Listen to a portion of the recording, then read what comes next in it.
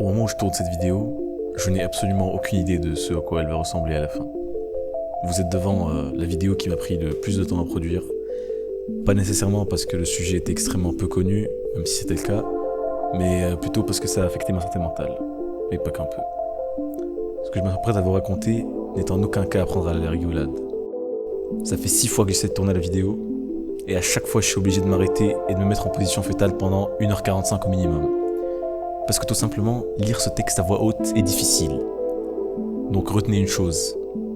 Si vous êtes une personne sensible, je déconseille de regarder cette vidéo. S'il vous plaît, ne tentez pas de paraître plus dur que vous ne l'êtes vraiment. Ça m'a affecté, et ça m'affecte jusqu'à aujourd'hui. Je n'ai en aucun cas envie d'endosser la responsabilité du traumatisme de plusieurs dizaines de millions de personnes. Donc si vous êtes sensible, quittez la vidéo tout de suite. Et pour le reste d'entre vous, Bon visionnage.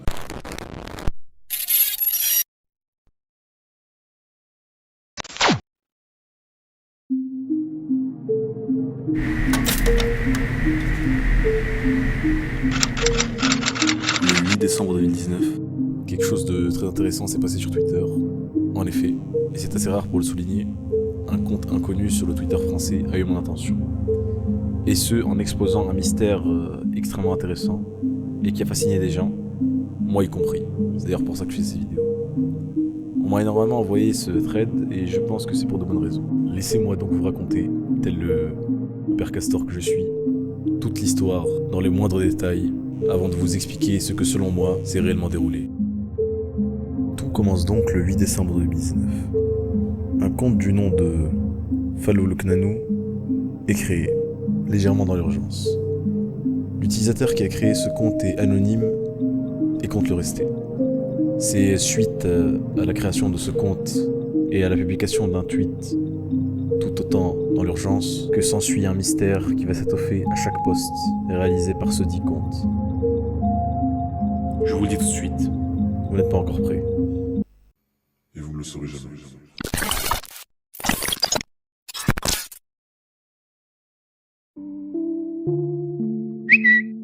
J'étais chez ma grand-mère hier, et en montant dans son grenier, je suis tombé sur une clé USB. Après l'avoir mise sur mon PC, non seulement j'ai eu 5 virus, mais je suis aussi tombé sur plusieurs photos assez dérangeantes. D'après ma grand-mère, elles appartenaient à l'ancien propriétaire de la maison.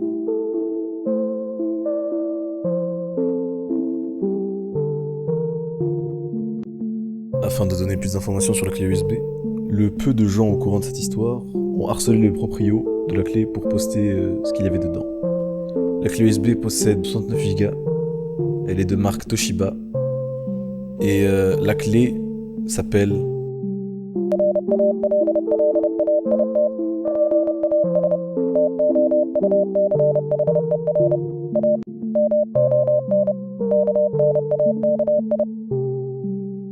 Vous pouvons donc en conclure que c'est du code Morse, bien évidemment. Mais avec ma connaissance en cuisine et plus déterminer sa signification, je cite « Fallait pas toucher à mon knacky ». Ce qui est d'autant plus intéressant est le contenu de cette clé USB. On y retrouve des images vraiment incompréhensibles, comme celle-là.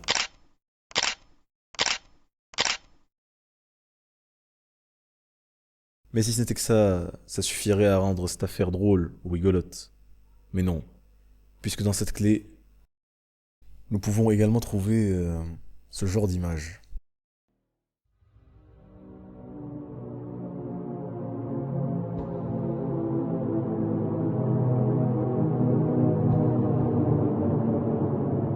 Là, vous êtes en train de voir une image assez dérangeante.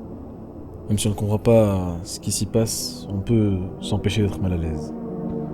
Car on voit une sorte de silhouette de quelqu'un de souriant, caché derrière un chien. Avec la magie du montage, en enlevant le contraste de l'image, on peut voir un chien, en train de faire un selfie avec son maître. Maître qui possède un sourire béant et très inquiétant. Cette photo n'est pas la seule, puisqu'on retrouve 3 autres photos du même style, mais avec différents types de contrastes et différents types de chiens. Je pense qu'en voyant ces images, vous êtes tous sûrement dit la même chose. Il s'agit de montage photo, puisque dans chaque photo on voit que l'individu en arrière-plan provient de la même image et ne change absolument pas.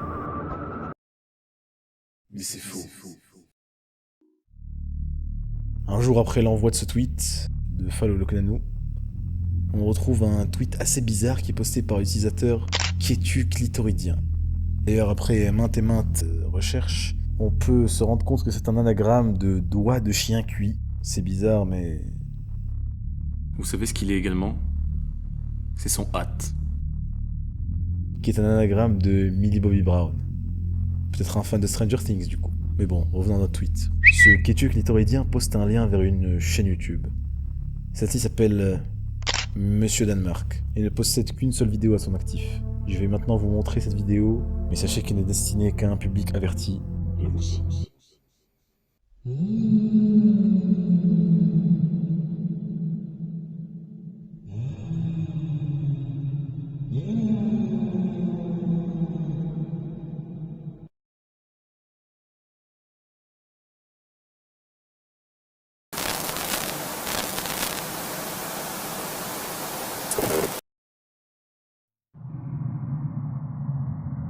Cette vidéo s'intitule Adieu Babar. On y voit Ketu avec un cinquième chien qu'on devine être Babar. Le son en arrière-plan est malsain et on remarque une image subliminale d'un sorte de canard bleu. Après maintes et maintes recherches, on se rend compte que c'est un personnage de l'anime Caesar 7 du nom de Daibo. À la fin de la vidéo, on y voit un pied en viande. Bon, je sais que ça fait beaucoup d'infos d'un coup, mais on reviendra au sens de cette vidéo plus tard.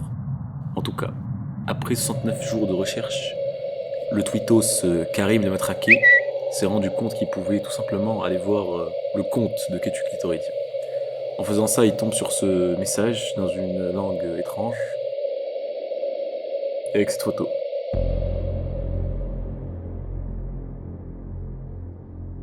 On se rend vite compte que cette langue s'avère être du Nawalt, et en le traduisant, on obtient une nouvelle vidéo sur ma chaîne Les Sigma. Parlait-il de la vidéo Adieu Babar? Rien n'est sûr. Mais l'histoire ne se termine pas là, car un autre utilisateur du nom de employé FedEx du dimanche a donc contacté Ketu pour lui demander des explications. Ce à quoi Ketu lui répond par l'envoi d'une vidéo intitulée Découverte de PVZ plus visite de mon chien. Bon, la suite de l'échange se résume en quelques photos incompréhensibles comme d'habitude, donc on va pas trop s'attarder là-dessus. Je vais plutôt vous montrer la vidéo. Mais je vais vous montrer que quelques extraits, étant donné que il se résume en un gameplay exécrable du jeu Plants vs Zombies, joué par un gosse un peu trop énergétique, avec un micro d'une qualité tout aussi exécrable que le gameplay. Qui plus est, il nous dit que son ordinateur contient des virus, et a donc des pop-up toutes les 2 secondes. Y'a les amis, c'est Guillaume à la couille. Aujourd'hui, on se retrouve sur une nouvelle vidéo de moi qui joue à Plants vs Zombies. Couilleux. Bon, on va mettre du coup le petit pseudo couilleux. Vous ferez attention parce que en fait j'ai installé des petits virus sans faire exprès. Ça s'appelle virus.exe. OMG, la main couilleuse, c'est que c'est une merde. Bon, je pense que c'est assez pour que vous vous rendiez compte à quel point la vidéo n'est pas agréable à regarder. Mais bon, je vais vous mettre le lien dans la description pour ceux qui voudraient vraiment regarder cette chose jusqu'à la fin. Mais au beau milieu de tout ça, on a 2 éléments qui se révèlent très intéressants pour l'enquête. Premièrement, ceci. OMG, y'a un chat qui vient d'entrer. Si tu veux, Bobo. What the fuck? What the fuck? Pourquoi t'as bouffé mon kaki? Pourquoi t'as bouffé mon kaki? La putain de ta sœur, je t'ai enculé, wallah, je t'ai enculé, la putain de la vie de ma mère. Allez, c'est quoi? Tu manges de la terre, puis ça se son, Timou, se décongèle. Allez, casse ta mère, allez. Pour ceux qui n'auraient pas encore compris, on entend Ketu très clairement battre son chien violemment. Ce qui ne fait que renforcer les points de ma théorie sur le sujet. Deuxièmement, on a un code Morse, avec une musique bizarre.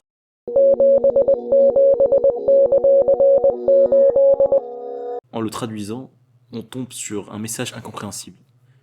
Je me suis donc dit qu'il fallait sûrement inverser l'audio. Et bingo.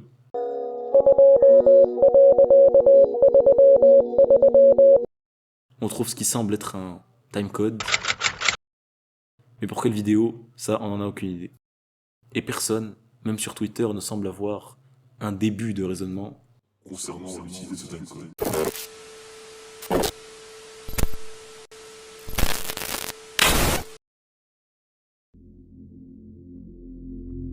À partir de ce moment précis, l'enquête commençait à stagner. Et il n'y avait plus aucune découverte intéressante sur Twitter qui était partagée. L'affaire aurait très bien pu, et aurait peut-être même dû s'arrêter sur ça. Et il ne me resterait plus qu'à vous dire au revoir et à une prochaine vidéo. C'était fini. Jusqu'à ce qu'un miracle se produise. Plus précisément, jusqu'à ce que je me rende dans la description de cette vidéo pour voir s'il n'y avait pas quelque chose d'intéressant, ou même l'ombre d'une piste. Quand je vois apparaître un commentaire. Commentaire qui n'était pas présent lors de la découverte initialement de la vidéo. Le commentaire est posté par un certain Jin Kenmen du 9.3. Je clique donc sur sa chaîne, puisque le commentaire n'était pas intéressant en lui-même. Et comment vous dire que cette découverte est la meilleure chose qui me soit arrivée depuis le début de cette enquête.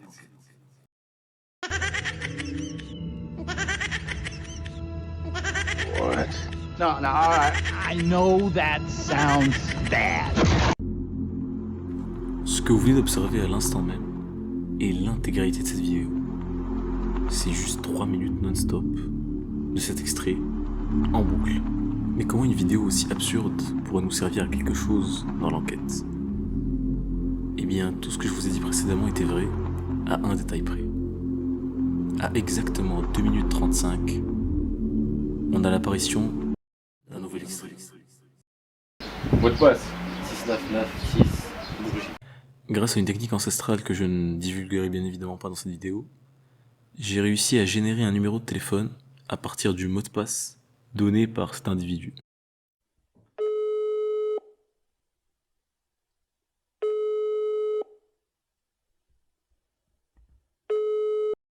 Allô? Qui est avec moi? Est-ce que quelqu'un est là? Est-ce que tu es... qu'es-tu ou sais-tu? Je sais pas comment se prononce ton nom. Qu'est-ce qui se passe là?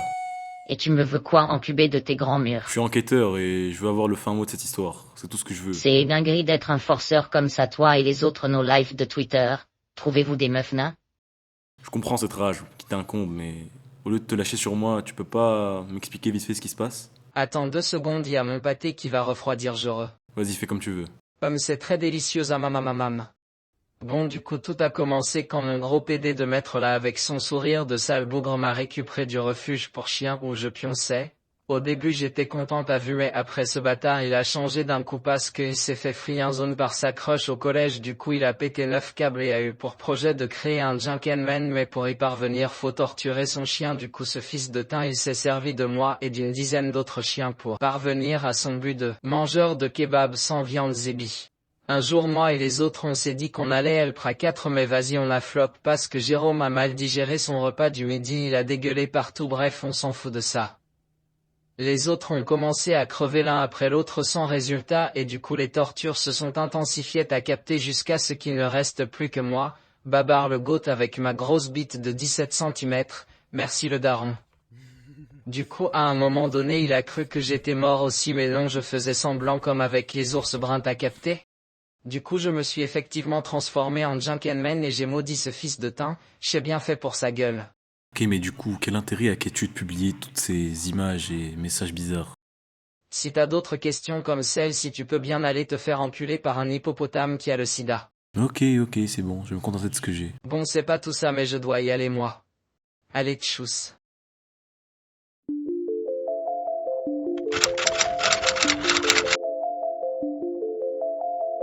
Bon, pour ceux qui n'auraient pas encore compris, j'étais en appel avec Babar, l'un des chiens de Ketu qu'on a vu plus tôt dans la vidéo. Il me révèle qu'il s'est transformé en Jinmenken, qui est un chien à tête d'homme, une créature légendaire du folklore japonais, qui selon certaines croyances pourrait maudire et apporter la malchance à ceux qui le voient.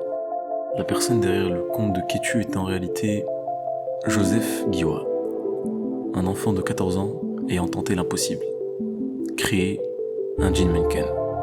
Les Jinmenken dans le folklore japonais sont créés à partir de la souffrance de chiens. Il s'est donc dit que pour se venger de ses camarades de classe qu'il harcelait à l'école, il allait créer lui-même un Jinmenken afin d'enfin leur faire payer tout ce qu'il lui en fait subir. Mais bon, résultat des courses, plus d'une dizaine de chiens morts de torture, et une malédiction qui suivra Joseph jusqu'à la fin de sa vie. Toutes les 3 heures, il doit chier une maxi-diarrhée. Non, je peux pas, qui a écrit ça, bordel. Et sur ce, moi je vous dis au revoir et à très bientôt pour potentiellement une nouvelle enquête. C'était Destru. Tchuss.